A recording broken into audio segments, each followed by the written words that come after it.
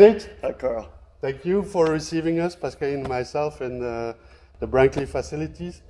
Brinkley is a well-known brand. We are getting there, long road. How long have you been on the market for now? So we incorporated in May of 22. We started shipping product in November of 22. Great.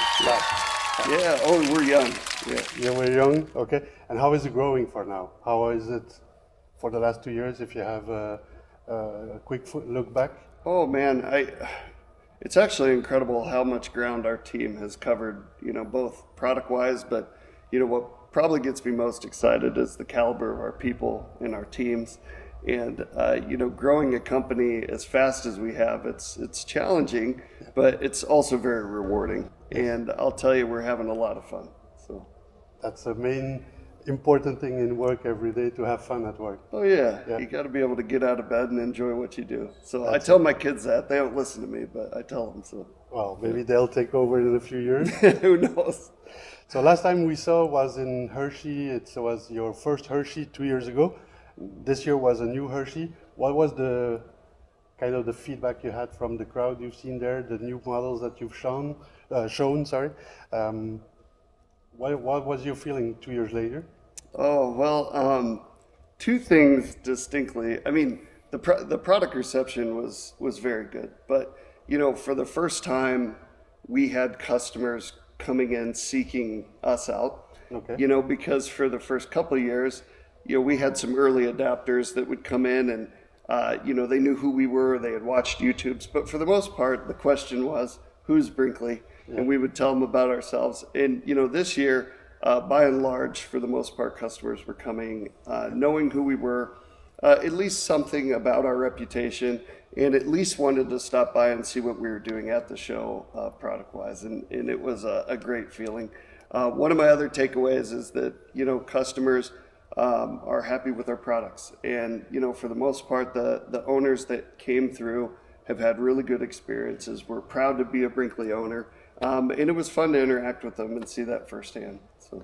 Looks like you're talking about us, because we are proud owners of Brinkley ourselves. Thankfully, yes. And the funny part, we are staying in the KOA in Middlebury, and next to us there was another Z3610, and right across in the other aisle there were some people, and they were coming to us and saying, "Who is Brinkley? What is this? It looks so nice," and they wanted to visit. So it's Wonderful. Really the attraction that we feel from Brinkley, having crossed different provinces of Canada and different states in the US. So. Well, it's interesting because, you know, I think a lot of people compare the RV industry with the automotive industry, but, you know, one of the biggest differences that I've learned over the years is that what drives our business is word of mouth and customer experience. And it's one of the things that, you know, we're really focused on as a company, but those interactions in the campground are what drives our retail. Yep. You know, you don't walk up to people at the supermarket and ask them how they like their truck, you know, but at a campground, shoot, you pull in with a new unit, everybody wants to know what you're doing. Well, even more, I would say, sorry, interrupted, even more, because every time we are in the campground and we see a Brinkley, there's kind of community spirit. Perfect. And I don't know what brings it or where it comes from, but it's really, you have to speak to them. How do you like your Brinkley? Are you happy? Where are you traveling? Are you full-timers? It's always the same questions that come back. And yes, they're all full-timers. Yes, they all travel everywhere around. But it's very interesting to learn and to see how the different people evolve with their Brinkley. So did you have some people already looking for newer models since their first purchase, or it's maybe too soon? No, not many. We are seeing a little bit, but not much yet. Now, the one thing we are picking up on is, you know, maybe they have an early 3100 or a 3500, and you know, our lineup is quite diverse now, and you know, bigger units and different sleeping arrangements, and they are interested in some of the newer stuff. But switching gears? Yeah. Okay. Oh yeah. Talking about that, you have the Z, the ZR, the G. How many models do you have for now? I don't know individual floor plans. I think it's somewhere around 15 models. But 15 models. you know, we've diversified now into several segments, and one of the biggest ones that we're about to get into is right behind us, which is the Model I. It'll be our first lighter weight travel trailer line, which we're really excited about because this really opens us up to a lot of buyers that we haven't been able to get into Brinkley's up until this point. Maybe it was price, maybe it was tow vehicle, but either way, this is a huge growth opportunity for our company and our customers. So. New market to approach, okay. Oh yeah, for sure. With the 50 models, when will Model 1 million go on the roads? Oh my gosh, I don't know if it'll ever go on the road. It'll take us a long time. I think people think RVs are similar to autos, but they're really not. Like our entire industry, Ford builds more white F-150s than RVs are built in a year. We are a small industry. I think shipments this year wholesale will be around 350,000. Brinkley, we're way sub 10,000. So shoot, I don't know, 30 years, 20 years. Okay, I had a bottle of champagne ready, but it's not right. No, not yet. Yeah. So you talked about the I. What about the big events coming up? Is there anything that Brinkley will revolution the market as you've done for the last 2 years? Yeah. So we just launched Model I last week, actually, at our dealer open house. So every year we have an open house. All of our dealers fly in from across the country, and we introduce all of our new products. And Model I was our big introduction. And believe it or not, it was recognized by RV Business Magazine and won the award of RV of the Year. And we're very proud of that. And it was probably the best product launch I've ever been a part of. Okay. As far as the reception from our dealers, and it was a really exciting week for us.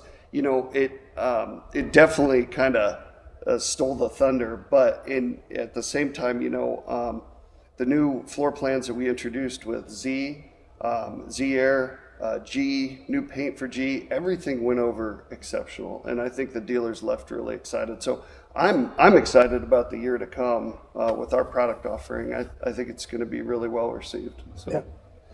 You mentioned earlier for the growth, how is Brinkley going to keep the rate for improving all the time and bringing new models and being at another level on the market as what we've known, so shaking the industry? Is this still the goal? Is it? Oh yeah. Yeah. Yeah. And it's interesting because what we've done so far, we did kind of on our own with small teams, limited resources, and a lot of passion.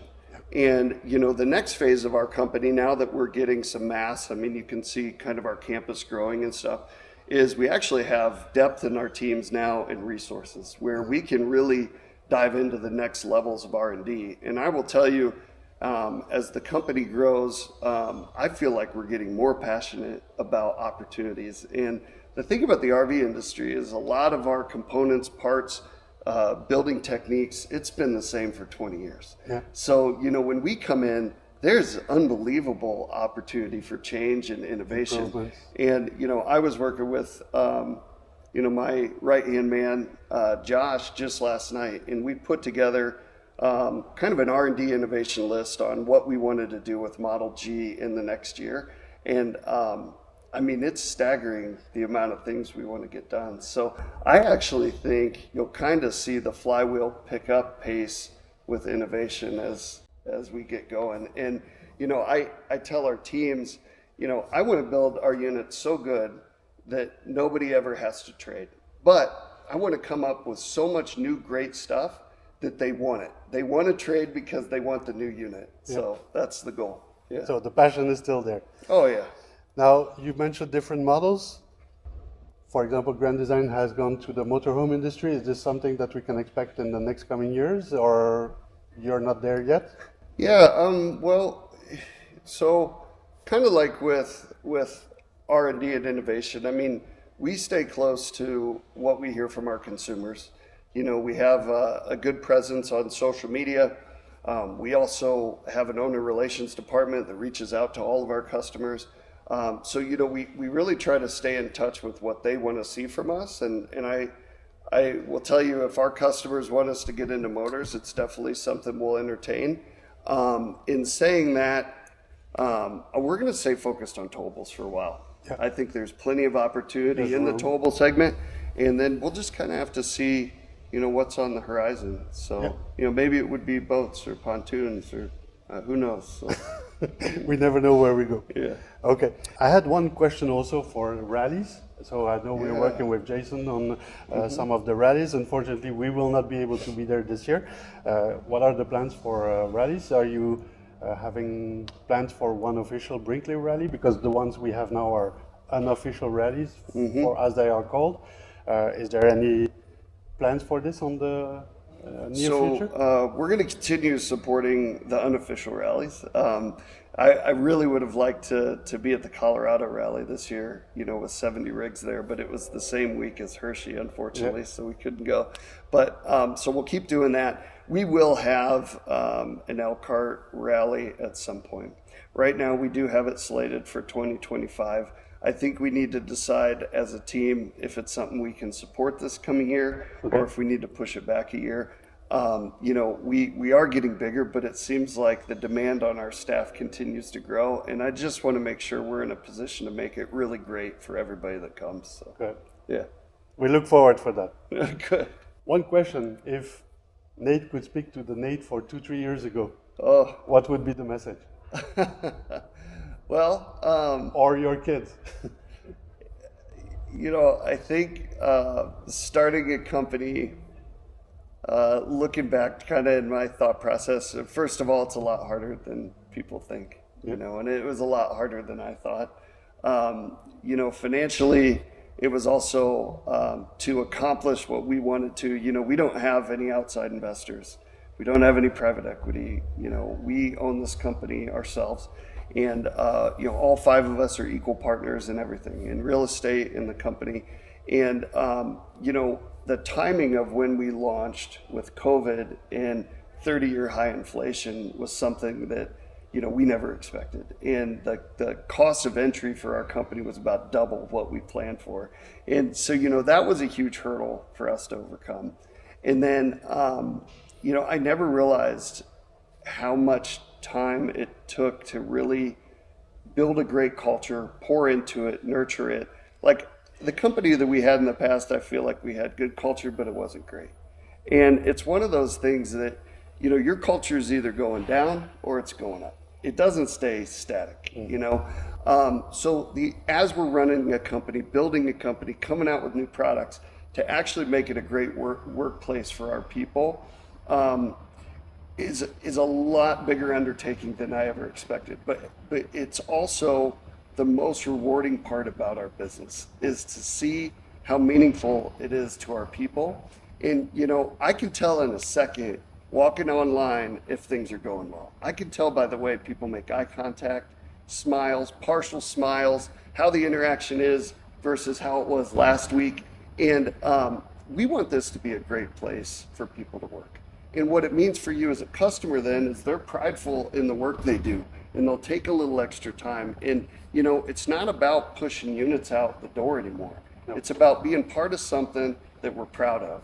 Again, the community. Yes, yeah. And, working for a great company that you're proud to wear the brand and the t-shirt, and, to see your excitement as a customer, that's what it's all about. And so building the culture the way we have, that was a way bigger challenge than I ever anticipated, but it's also the best part of what we do. So you would start again whenever you have to? Yeah. I don't know if I could do it again. My wife would probably kill me. But yeah. Don't say it too loud. Mine is on the other side of the video. Yeah. Good. So what I like in this presentation or in this interview is the passion is there. Brinkley, the community, is not only the customers that feel it, it's also what comes from the company. And this is really where we wanted to share about Brinkley, and why we love Brinkley so much is the product, the passion, the culture that is behind, and how it's not a selling market. It's really the fact of having people that enjoy their rigs. For sure. And this is also why we wanted to visit the facility here and meet you in person, although we met in the past, but share it with our people, our followers, and I would like to thank you and the whole team for that. So thank you for that. Thank you. You're welcome. Thank you.